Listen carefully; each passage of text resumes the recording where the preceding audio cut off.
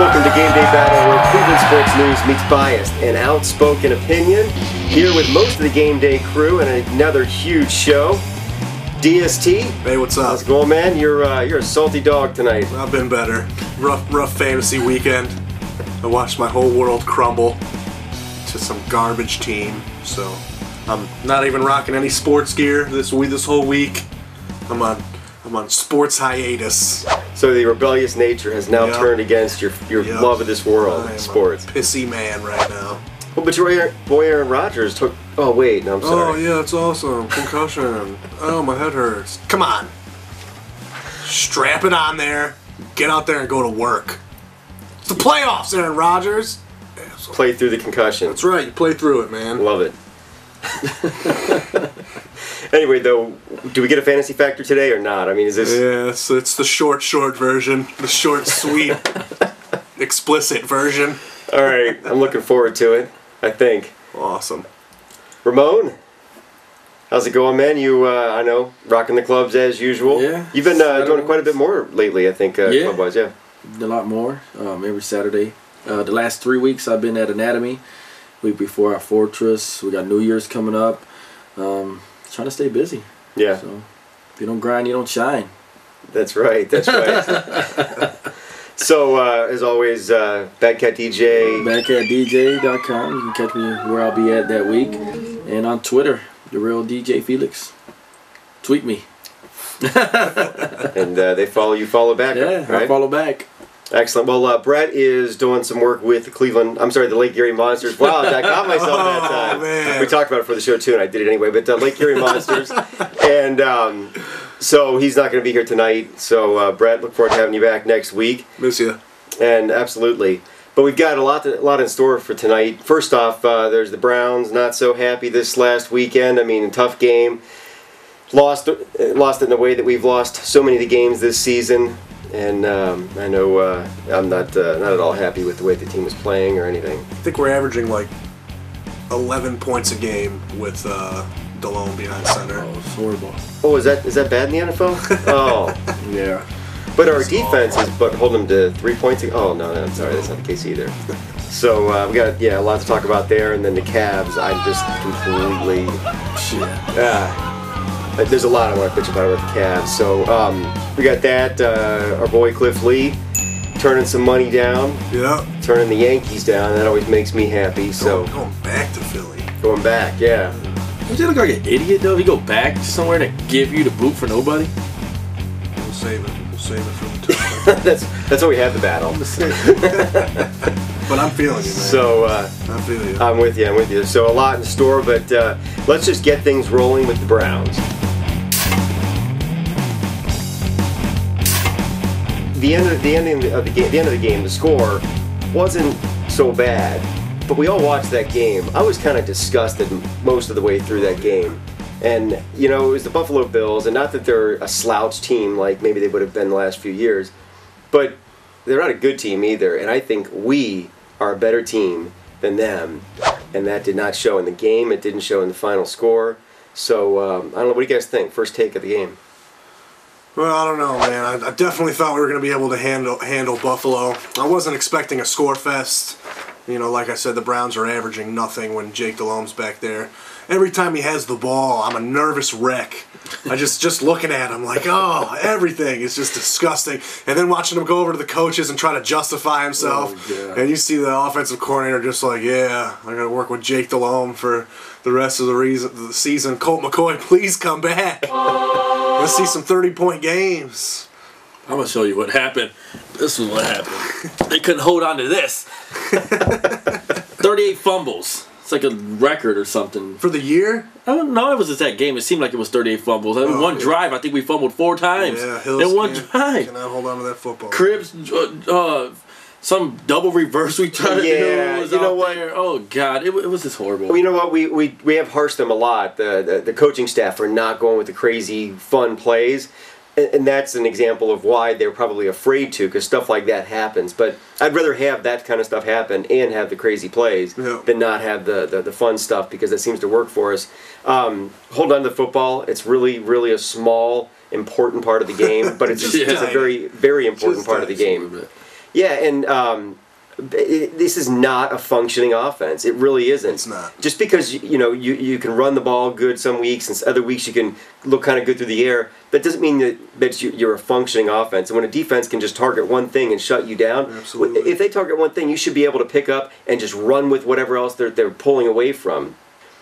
There's nothing that's really working right with this football team other than Hillis can run people over. Right. And if that's not enough, they lose. And it's driving me freaking crazy. It really is. Now, you as a quarterback, and you're trying to run a team, and the first 9 plays you call are all running plays. What does that go to show for yourself? Right. The team does not have no trust in you. Well, do you have any trust in yourself if you're calling? That's about 9 rushing plays. The first 9 plays of the game was all Hillis. Then we get down to the red zone. We can't even punch it in. Yeah, we didn't bounce nothing to the outside like we did when he had the 30 or 20-something yard rush. It was just horrible. The play calling sucked.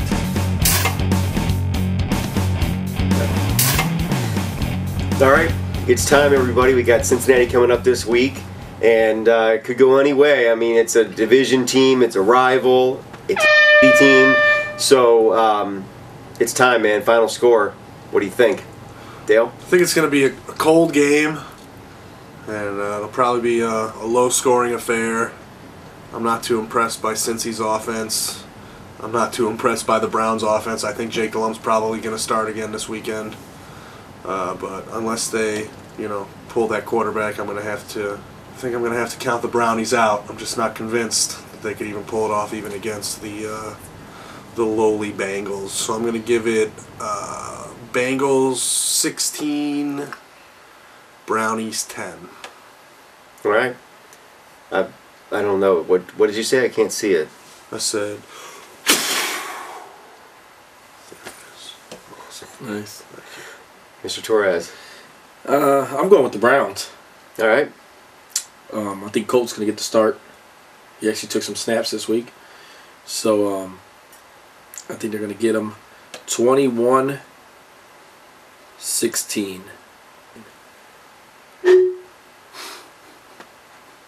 All right, awesome. I kind of see this being a tough game for both teams. I think it'll be a hard-fought game. They always play tough, and I like that. That's cool. Both teams have talent. Both teams can't get it together. It's anybody's game, and I don't know what to do. It's kind of a crapshoot at this point. I think there's going to be some points on the board, though. I think if McCoy starts, they're going to come after him. They're going to pin their ears back, and they're just going to try to punish him. And the team, they can do that on occasion with some of the weapons that they have. But at the same time, McCoy, if it's him, he can take some pressure and he can make things happen, and we've got some weapons. So I'm kind of looking at, I think Cincy's going to pull it out. I'm looking at like 27-21. So it'll be close, and it's really anybody's game at that point, but I just think they're going to kind of edge them out. And we're just going to go to some baseball here to kind of show it. Nice. Put it in the gap. I know, dude. Should I run? Should I run the bases?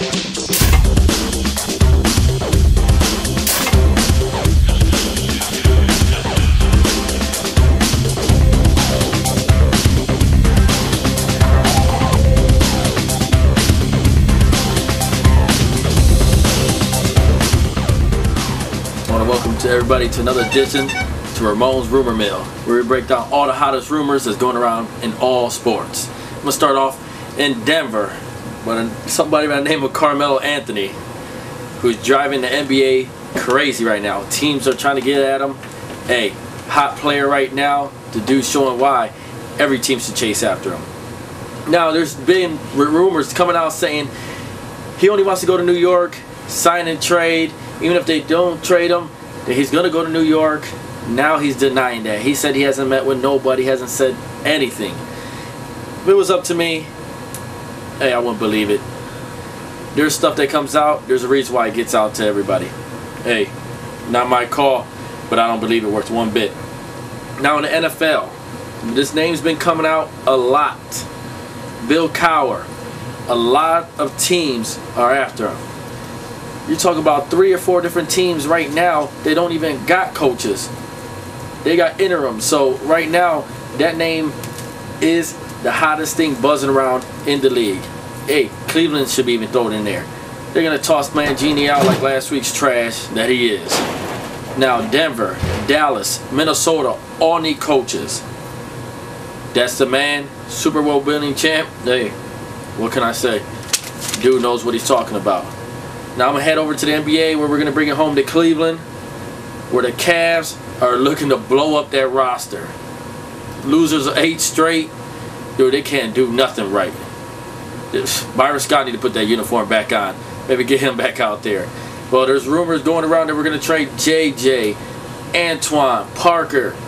Hey, Antoine's playing like an all-star again, so his value's going to go back up. We put JJ back on the bench. Nobody knows what's going on anymore. But those are the rumors right now that they're going to blow up this team. Hopefully get some drafts. Something that this team needs to start heading back up that ladder and back to their winning ways. Well, if you got any questions, you can reach me at Ramon@DST. Ramon@DST. I'm thinking about you. Oh, bye-bye. Alright, if you got any questions, you can reach me at Ramon@GameDayBattle.com. I'll answer all your questions. Hey, to the best of my knowledge, and I'll give you the hot rumors each and every week. So, thanks for stopping by. I'm telling. So I wanted to take a look at Mangini, the pros and the cons, because I've been against Mangini since the first season, and I wanted him out of here since then. But maybe I'm just biased, and I wanted to look at some numbers. I wanted to pull some stuff up. And let me just throw you a few stats out. I just picked the year before he came here, and then this year, even though we're short a few games, but we get an idea of the differential between what we had then and what we've got now. Hit me. In 07, first downs, 315 we had, 330 we gave up. This year, 220, 250. We're giving up a lot more than we're getting first down wise, and roughly similar in 07, but it's at least a little bit worse. Total yards. Here's the big one. 3,900 yards that we've gained. We've given up 4,500. Listen, and this is just through the games that we played, of course. The whole 07 season, we were about even. We gave up 5,700 and we gained 5,600. The reason I mention those two stats is because that's a sign, I think, of how the games are going. If you're giving up a lot more yardage, of course, you're letting other teams. Games, yeah. Yeah, exactly.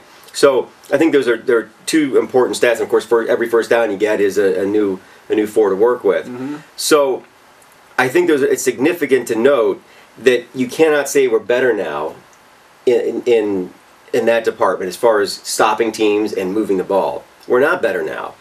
And he's had 3 years to build this team. So that's bad. Turnovers. Mangini, we're +5, and at 07 we were -2. So that shows maybe there's a little more discipline. So we got a more disciplined team, but a team that isn't really getting the job done. But I just saw that and I thought, you know, I can't give the guy any credit. I want him out of here. I do too. You know, I'll help you.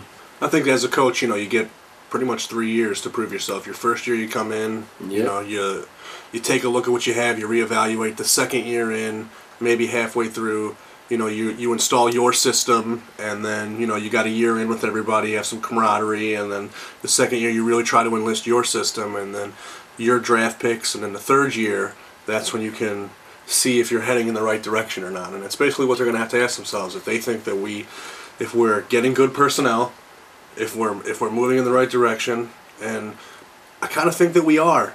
I mean, I think that we're on the brink of being a really good team. We're young, we got talent, we got another draft coming up that we're probably going to get some high picks in. And if you want to look at the jar half full, the glass half full, I mean, that's what you're working with right there. So do you want to continue to see, you know, if Mangini progresses these players, or is it ready to give it over to somebody else? If I stepped back and took a look at the Browns this year, I think that I like this a lot better than we were last year. I just hate all of it. All around I hate it.